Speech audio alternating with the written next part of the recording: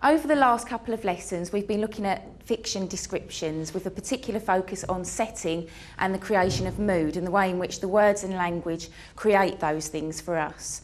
This lesson, you're going to be assessing each other's work in order to make improvements. Okay, if you take a look at the objectives on the board here for today's lesson, first thing, to revise and redraft your work to make it as effective as possible for the reader. Today's English lesson was with a Year 8 class, and it was working on them redrafting their written work and making improvements to that work. They came into Year 7 just below Level 4, and I would say the majority of the class now are at that Level 4. Okay, first of all, what I want us to do is to take a look at a piece that I've written, but it does need improving. London, summer weather. Birds singing in the trees as sweetly as a choir in a church. People smiling and happy. Even the sun smiles down on the earth. There are no clouds. Rows of flowers stand in the park. It is breezy. Now that's something I did quite quickly, and I think it needs to be improved. Now, can anyone point out to me an adjective for me then, please? Would it be happy? Good. Okay, now happy. Now for me, I could have said something more effective than just happy. Perhaps, to give you an example, joyful or full of joy. More descriptive than just happy. There are places where I can see I could have added adjectives to make the piece more interesting and more lively. For instance, here, rather than just even the sun, I could have had bright sun, for example. And I think there's another occasion where I could have used another adjective. Can anyone see one in here where I could put an adjective in to be more descriptive?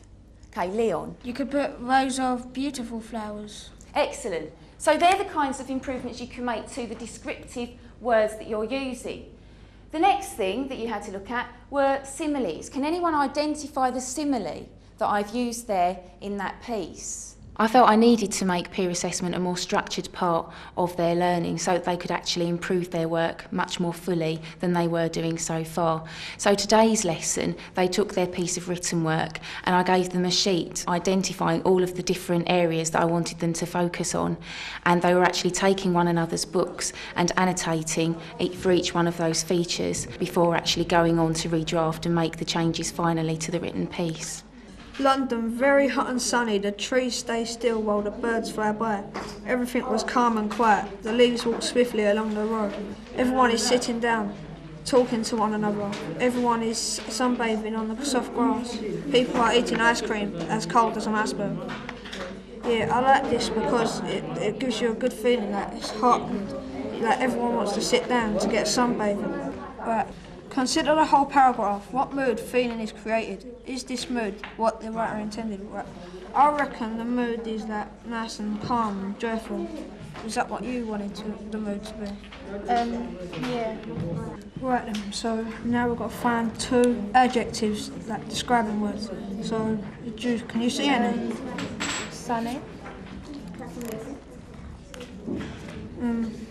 So sunny, like cold. Does the word, phrase, image work well?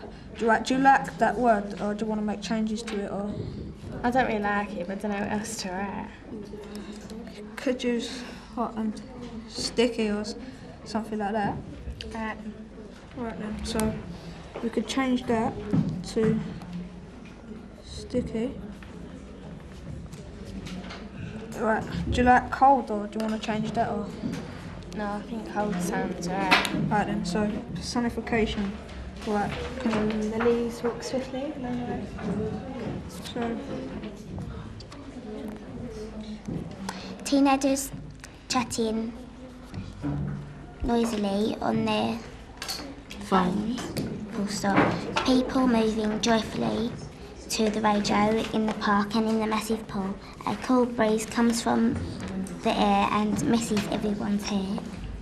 Mrs. Up. Mrs. Up. Mrs. Up. Everyone's Hair. there. Everyone is hot and smelly, chucking water over themselves. I think that sounds a little bit boring. Smelly, chucking.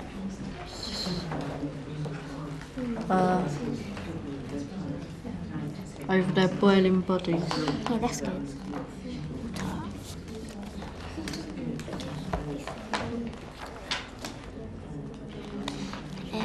Boys playing footy on the pitch, getting moody and very broody. They won't give up. I think that's good because it's describing like what they're feeling. Girls all scented up with smelly perfume. Adults glossed up with sun lotion. I don't think that needs any changes. We have to go on to descriptions of the weather. A cool breeze comes from the air and messes up everyone's hair. That. Okay, what are you looking at there? How are you getting on? A cool breeze. All right. Okay, so have you finished with that sentence? Yeah. Yeah. Let's have a look at the next one then. Everyone is hot and smelly, chucking water over, and you've made a change there. Chucking water over their boiling bodies. Good. What did you do there then to this word, and why did you do that? So that sounded a bit plain, so we decided to change it so it's more descriptive. Make it more interesting. Very good. And you've even got boiling bodies there. What have you actually used? A new technique that we've not actually been over, but what have you used there, boiling bodies? Do you remember when the letters of the words are the same? Yeah. It's alliteration that you've used there, so that's good. Can you identify a word in there that you could improve? That might be a bit informal, really. There's a word there that doesn't quite seem to sound right to me.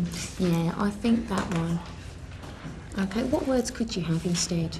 Something a little more effective, a bit more descriptive. Spraying, maybe. Yes, spraying, good. Could be throwing. Spraying is a good one because the water would spray. Okay, so you could note that one in there. I think that would be an improvement. I thought today's lesson was quite successful. Some of the students needed the sheet as a scaffold because they didn't really know what to look for first and they needed their attention directed towards that. Others are already beginning to work more independently and they have a good idea of the sorts of things they should be looking at and they're quite happy to work on that effectively themselves. Okay, again, lots of good work going on there and I would like to actually see and hear some of that work that you've been producing. Okay, thank you, Billy. Let's hear your one. Nice, clear voice. Imagine London as hot as the sun, scorching down on you. Imagine summer weather as beautiful as a newborn baby, and as clear as glass. The birds sing with glee, for the sun is dancing. The tourists at the water's edge taking pictures of the lovely sights. London, well, what can we say? It's such an interesting place to be, with people to see and meet, while the leaves on the trees wave their arms. Okay, lovely. There were lots of really good uses of language in there. Can you tell me one or two of the improvements you made? Yeah, I used similes like London as hot as the sun, and I used personification like the birds sing with glee for the sun is dancing. Okay, were those things you added in? Yeah. Okay, thank you, Billy. Anybody else would like to read out their work?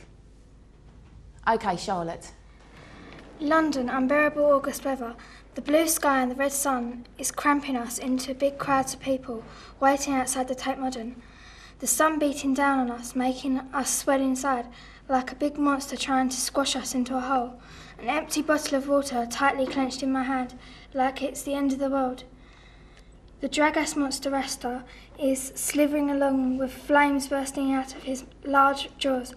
The people pouring out of the museum were looking fresh and bright. They open the doors for entry, so we all walk into the air-conditioned building. Good, you've gone on to develop yours in a lot more detail too. There were some lovely images there and created a very good mood and a very different mood from Billy's piece. Who could describe what kind of mood or feeling Charlotte was creating there with her piece? Danielle? It's like it was hot and squished and like you didn't want to be there. Good, very uncomfortable, wasn't it, feeling there? Very good, well done. Was there an exact example, Charlotte, you could give us of how you both improved your work there? There is one flames bursting out of its big mouth, but I didn't really like big mouth, so changed to large jaws. Big mouth doesn't really sort of suit it, so I think large jaws sort of describes how big its jaws are. Okay, so you just preferred the word jaws. It's possibly a bit more formal as well, isn't it? Okay, so you can see this lesson, if we return to the objectives at the start of the lesson, you were aiming to be able to redraft and rewrite your work with improvements so that it was very effective for the reader. And the way in which you were doing that was through peer assessment. You were looking at one another's work to actually bring out the strengths and weaknesses through your discussion. Now, can anyone tell me, in what way do you feel you benefited from actually having that discussion with the person you worked with? How was it better than maybe just checking through on your own? Charlotte? It's nice to know that people like your work because you're not really sure, so it's helping you because it shows that you've worked hard on it and other people appreciate it. I had really long sentences and he helped me to split them up with capital letters and full stops. It helped because, like with Nafi, because he helped me put more interesting words into my sentences, like adjectives. Okay, good. You've produced some really pleasing work this lesson, and I hope you remember you're never just alone necessarily to do your own written work. You can always allow somebody else to check and make changes along with you.